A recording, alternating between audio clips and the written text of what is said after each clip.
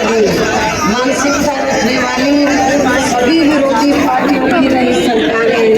प्रभावित बनाने में तथा इसे धीरे धीरे खत्म करने की भी पूरी कोशिश में लगी है। यही मुख्य वजह है कि देश में आजादी के बाद व शुरू में केंद्र में अधिकांश राज्यों में भी काफी लंबे समय तक सत्ता में आसीन रही कांग्रेस पार्टी ने और अब पिछले कुछ वर्षों से केंद्र एवं काफी राज्यों में भी बीजेपी व अन्य विरोधी पार्टियों की भी रही सरकारों ने इनका यह आरक्षण का कोटा अभी तक भी पूरा नहीं किया। पदोन्नति में आरक्षण को तो इन्होंने मान्य कोर्ट की आड़ में काफी हद तक खत्म ही कर दिया है और इस मामले में लगभग यही खराब स्थिति हमें यहाँ के राजस्थान प्रदेश में भी देखने के लिए मिल रही। इसके साथ ही अब इन वर्गों के लोगों को प्राइवेट सेक्टर में आरक्षण दिए जाने की व्यवस्था किए बिना ही केंद्र व राज्यों में भी ज्यादातर सरकारी कार्य यहाँ प्राइवेट सेक्टर के जरिए देश के अधिकांश बड़े बड़े पूंजीपतियों व धनवा सेठों को ही दिए जा रहे हैं, जिसके कारण अब पूरे देश में इन वर्गों के लोगों को आरक्षण का बहुत कम ही लाभ मिल पा रहा है और इससे पूरे देश में दलितों व आदिवासियों के साथ साथ अन्य पिछड़े वर्गों को भी काफी ज्यादा नुकसान हो रहा है। वैसे मैं अति पिछड़े वर्ग के लोगों को ये बताना चाहती हूँ, इस बात की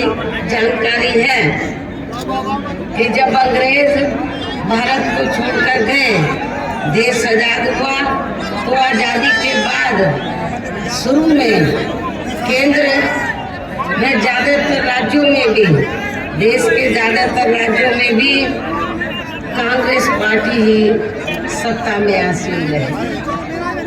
जब कांग्रेस पार्टी लंबे अरसे तक सत्ता में आसीन थी आजादी के बाद, तो तब अति पिछड़े वर्ग के लोगों ने कांग्रेस से ये मांग की कि कमीशन बढ़ाया जाए और उनको SC/ST की तरह सरकारी नौकरियों में, शिक्षा में, अन्य क्षेत्रों में भी अति पिछड़े वर्ग के लोगों को आरक्षण मिलना चाहिए। पहले उसकी रिपोर्ट कांग्रेस ने रद्दी की, फिर मंडल कमीशन बना, उसकी रिपोर्ट आई, लेकिन केंद्र में रही कांग्रेस पार्टी की सरकार ने अति पिछड़े वर्ग के लोग थे तो उनको ये आरक्षण का लाभ देना बेहतर नहीं समझा और मंडल कमीशन की रिपोर्ट को लागू नहीं किया। तो तब हमारी पार्टी बनी थी, तो हमारी पार्टी ने पूरे देश भर में कांग्रेस पार्टी के खिलाफ अति पिछड़े वर्ग के लोगों को आरक्षण दिलाने के लिए मंडल कमीशन की रिपोर्ट को लागू करवाने के लिए पूरे देश भर में आंदोलन किया, धरना प्रदर्शन किया। लेकिन कांग्रेस पार्टी जो आज अति पिछड़े वर्ग के लोगों को, खासकर अति पिछड़े वर्ग के लोगों को जो ये कह रही है, उनके नेता ये कह रहे हैं कि हम जातीय जनगणना चाहते हैं तो ताकि अति पिछड़े वर्ग के लोगों को उनको उचित लाभ मिले उनकी आबादी के हिसाब से। लेकिन मैं कांग्रेस के नेताओं से ये पूछना चाहती हूँ कि जब मंडल कमीशन की रिपोर्ट लागू कराने की बात आई तो आपने इसको लागू नहीं किया। तो इनके दो चेहरे हैं, अति पिछड़े वर्ग के लोगों के वोटों को लेने के लिए आज ये जातीय जनगणना की बात कर रहे हैं और जब मंडल कमीशन की रिपोर्ट आई तो उसको इन्होंने लागू नहीं किया और अति पिछड़े वर्ग के लोगों को कांग्रेस पार्टी की सरकार ने आरक्षण का लाभ नहीं दिया, जबकि अन्य पिछड़े वर्गों के लोगों को ये भी मालूम होना चाहिए इन्हें मंडल कमीशन की रिपोर्ट के तहत आरक्षण की सुविधा केंद्र में कांग्रेस पार्टी की रही सरकार में नहीं मिली है, बल्कि बीएसपी के कड़े संघर्ष एवं अथक प्रयासों से ही केंद्र में रही श्री वीपी सिंह की सरकार में इन्हें ये आरक्षण की सुविधा मिली है, जिसका अब यहाँ जातिवादी विरोधी पार्टियों की सरकारें इन्हें पूरा लाभ नहीं दे पा रही है। इसके साथ ही श्री वीपी सिंह की सरकार में इन वर्गों के मसीहा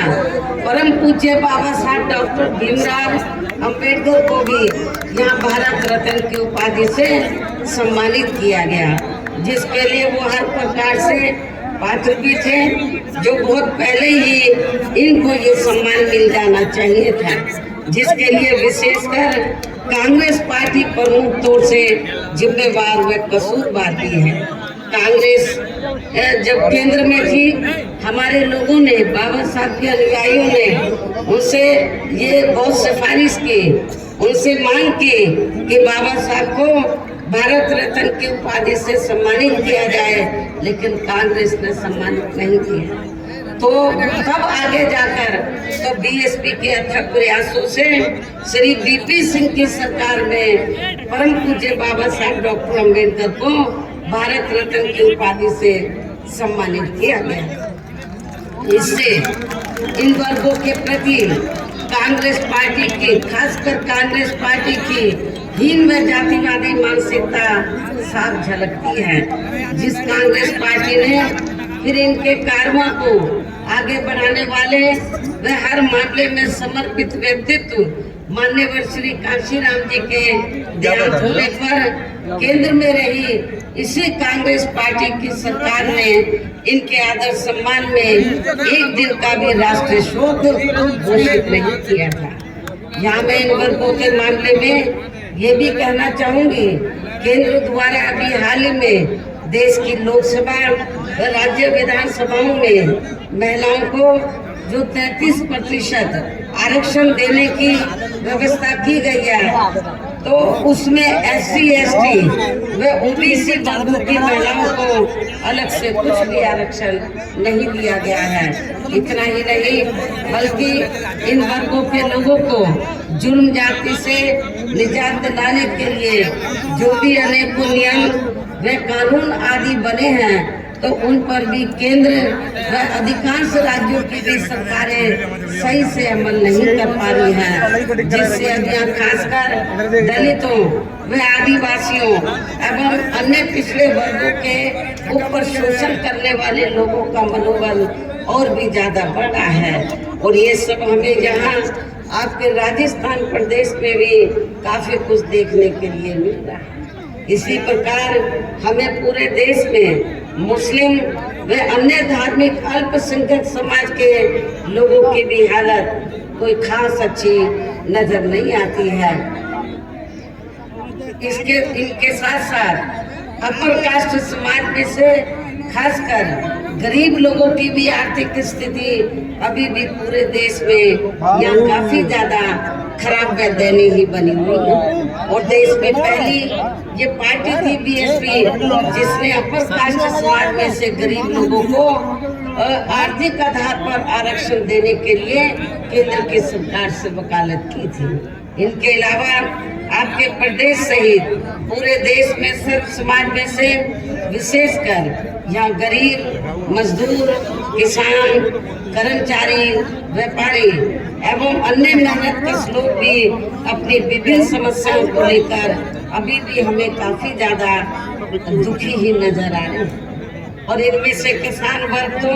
केंद्र की वर्तमान भाजपा सरकार द्वारा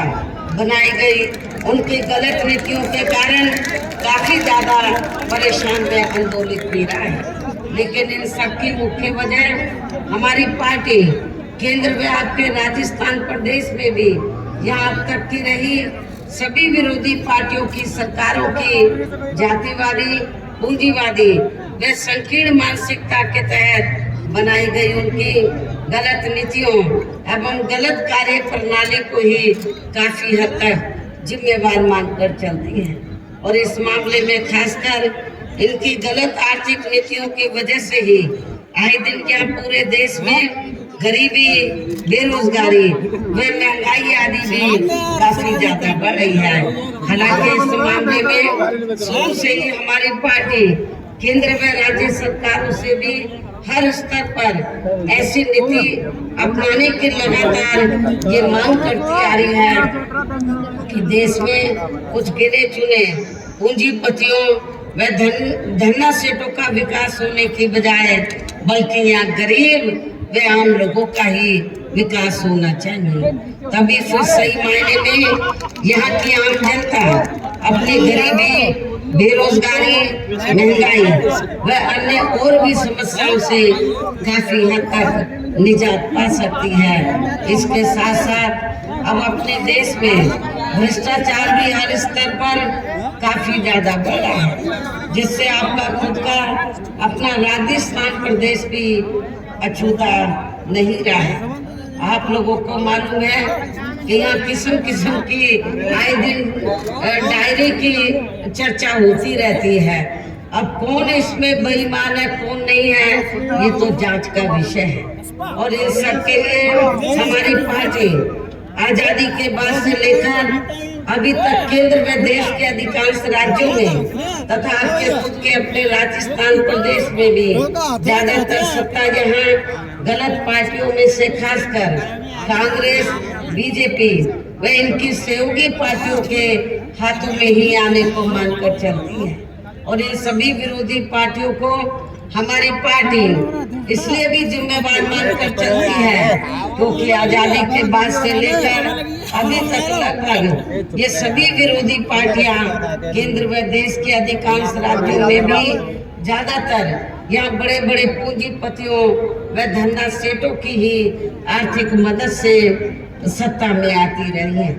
और सत्ता में आ जाने के बाद फिर ये पार्टियां अधिकतर मामलों में अपनी आर्थिक व अन्य सभी नीतियां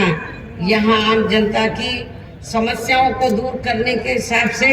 तैयार नहीं करती हैं, बल्कि देश के उन बड़े बड़े पूंजीपतियों व धन्ना सेठों को ही फायदा पहुंचाने के हिसाब से अपनी अधिकांश नीतियां तैयार करती हैं, जिनके धन व बल से चुनाव लड़कर ज्यादातर ये पार्टियां केंद्र में आपके राज्य सहित देश के अन्य राज्यों में भी अभी तक यह सत्ता में आती रही हैं, जिसके कारण ही अब पूरे देश में व आपके खुद के अपने प्रदेश में भी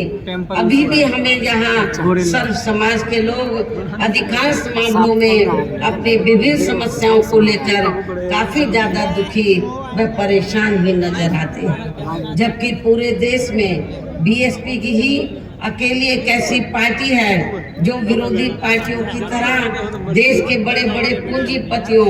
व धन्ना सेठों की आर्थिक मदद से नहीं बल्कि अपनी पार्टी के ही आम कार्यकर्ताओं की आर्थिक मदद से चुनाव लड़कर यहाँ केंद्र व राज्यों की सत्ता में आना चाहती है, ताकि हमारी पार्टी सत्ता में आने के बाद बिना किसी दबाव के वे आजाद होकर सर्व समाज के लोगों की सभी समस्याओं का समाधान करके उन्हें हर मामले में व हर स्तर पर खुशहाल बना सके। और इसी आधार पर चलकर ही आबादी के हिसाब से देश के सबसे बड़े प्रदेश उत्तर प्रदेश में 4 बार हमारी पार्टी ने अपने नेतृत्व में यहाँ सरकार बनाई है। और हमने अपनी सभी चारों रही सरकारों में अपनी पार्टी की विचारधारा एवं सिद्धांतों के तहत चलकर वैसे तो यहाँ सर्व समाज के हितों का पूरा ध्यान रखा है, लेकिन सभी मामलों में प्राथमिकता पहले हमने वहाँ सर्व समाज में से विशेषकर उन कमजोर, उपेक्षित तथा गरीब एवं असहाय लोगों को ही दिया है, जिनकी वहाँ हर मामले में व हर स्तर पर सभी विरोधी पार्टियों की रही सरकारों में उनकी हीन, जातिवादी, संकीर्ण व पूंजीवादी सोच होने के कारण काफी ज्यादा उपेक्षा की गई है। इसके साथ साथ हमने उत्तर प्रदेश में आपके पड़ोसी प्रदेश उत्तर प्रदेश में गरीब एवं बेरोजगार लोगों को दूसरी पार्टियों की रही सरकारों की तरह मामूली सा बेरोजगारी भत्ता न देकर उन्हें बड़ी तादाद में सरकारी एवं गैर सरकारी क्षेत्रों में स्थायी रोजगार भी उपलब्ध कराए हैं। साथ ही गरीब भूमिहीन लोगों को खेती करने के लिए उन्हें फ्री सरकारी जमीन भी दी है, जिससे वहाँ लाखों गरीब लोगों को फायदा पहुंचा है। गरीब आवासहीन लोगों को हमने सरकारी खर्चे से उनके पक्के मकान भी बना कर दिए। और इस बात का सबसे बड़ा सबूत यह है कि आपके जिले के नजदीक है आगरा जिला, आप वहां पर देख सकते हैं मेरी हुकूमत के समय के तो कितने पक्के मकान बने हुए हैं जो हमने आवासहीन लोगों को सरकारी खर्चे से बना कर दिए और फ्री में बना कर दिए। इसके अलावा हमारी पार्टी की नई सरकार ने वहाँ विभिन्न क्षेत्रों में लगे लोगों के साथ साथ छात्रों, युवाओं, महिलाओं व बुजुर्गों आदि के हितों में भी अनेकों महत्वपूर्ण व ऐतिहासिक कार्य किए हैं, जिनसे उन्हें काफी ज्यादा लाभ पहुंचा है। साथ ही हमने उत्तर प्रदेश में सर्व समाज के लोगों के ऊपर किसी भी प्रकार की कोई भी जुर्म जाति आदि नहीं होने दिए हैं, बल्कि हमारी पार्टी की रही सरकार ने वहाँ जुर्म जाति करने वाले लोगों को बिना कोई देरी किए हुए उन्हें तुरंत ही जेल की सलाखों के अंदर भेजा है, जहां हमारी सरकार में उनकी सही व असली जगह होती है, जिसके यहाँ के प्रदेश में भी काफी सख्त जरूरत है। इतना ही नहीं बल्कि हमारी पार्टी के लिए सरकार ने वहाँ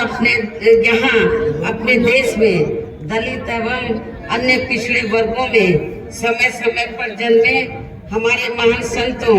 गुरुओं व महापुरुषों में भी खासकर महात्मा ज्योतिराव फूले, छत्रपति शाहू जी महाराज, श्री नारायण गुरु, बाबा साहब डॉक्टर भीमराव अम्बेडकर एवं मान्यवर श्री कांशीराम जी आदि को भी विभिन्न रूपों में पहली बार वह पूरा आदर सम्मान दिया है, जिन्हें विरोधी पार्टियों के लोग अभी तक भी आसानी से पचा नहीं पा रहे हैं। इस प्रकार से उत्तर प्रदेश में हमारी पार्टी ने अपने सभी चारों नए शासनकाल के दौरान वहाँ हर मामले में व हर स्तर पर सर्व समाज के लोगों को काफी बेहतरीन सरकार दी है। यदि आप लोग भी यहाँ अपने राजस्थान प्रदेश में आम जनहित के खासकर कमजोर एवं उपेक्षित वर्गों के हितों में ऐसे ही कार्य करना चाहते हैं, इसके साथ ही आपके प्रदेश की जनहित से जुड़ी जो भी यहाँ स्थानीय समस्याएं हैं तो उन्हें भी दूर करना चाहते हैं, तो फिर आप लोगों को भी उत्तर प्रदेश की तरह ही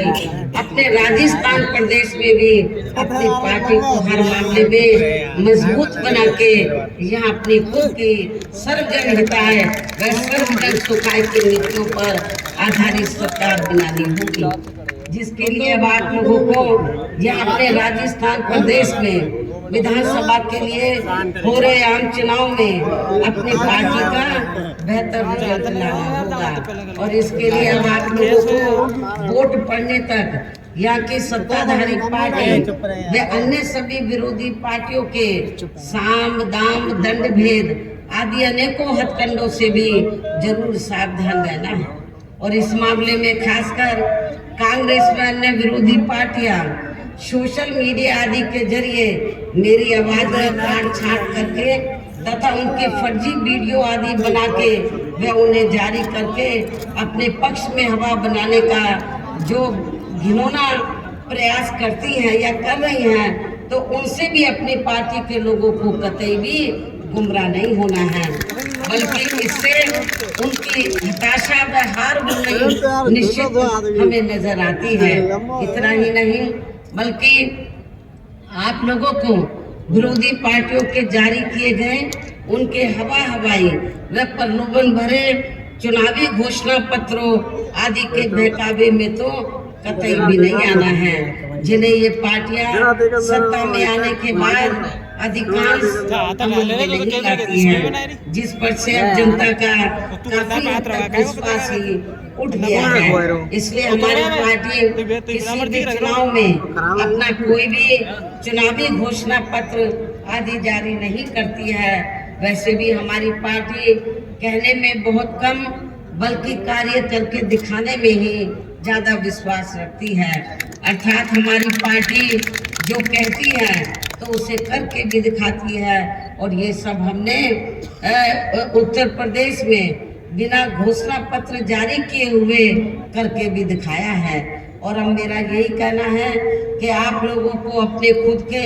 व अपने राजस्थान प्रदेश के भी हित में यह अपनी पार्टी बीएसपी की ही सरकार बनाना बहुत जरूरी है। तभी फिर यहाँ आपके प्रदेश में परम पूज्य बाबा साहब डॉक्टर भीमराव अंबेडकर एवं मान्यवर श्री कांशीराम जी आदि का भी अधूरा रहा सपना जरूर साकार हो सकता है, जिन्होंने कदम कदम पर अनेकों कष्ट झेलकर अपनी पूरी जिंदगी या खासकर कमजोर एवं उपेक्षित वर्गों के लोगों को अपने पैरों पर खड़ा करने के लिए समर्पित की है। जिसे भी खास ध्यान में रखकर अब आप लोगों को यहाँ अपने प्रदेश में विधानसभा का आम चुनाव लड़े, खासकर भरतपुर व इसके आसपास के क्षेत्र में अपनी पार्टी के जो उम्मीदवार चुनाव लड़े हैं तो उन्हें आप लोगों को बीएसपी के हाथी चुनाव चिन्ह के सामने वाले बटन को दबाकर जरूर जिताना है। उन्हें भारी वोटों के अंतर से जरूर जिताना है। और इसके लिए अपने सभी कार्य छोड़कर वे अपने अपने पोलिंग बूथों पर समय से पहुंचकर अपना वोट डालने के लिए जरूर जाना है। और इस मामले में हमारी महिलाएं भी पीछे नहीं रहेंगी, जो यहाँ मुझे सुनने के लिए भी आई हैं। इसके साथ ही अपनी पार्टी का एक भी वोट पड़ने से ना रह जाए तो उसका आप लोगों को विशेष ध्यान रखना है। इस प्रकार से आप लोगों को अपनी पार्टी को कामयाब बनाने का हर संभव पूरा प्रयास करना है, जिसके लिए जो आपकी स्टेट कमेटी व स्थानीय नेताओं के साथ साथ पार्टी के राज्यसभा सांसद श्री राम जी गौतम व इनके अन्य सभी साथी भी पूरे जी जान से लगे। हालांकि श्री आकाश आनंद ने भी यहाँ चुनाव घोषित होने से पहले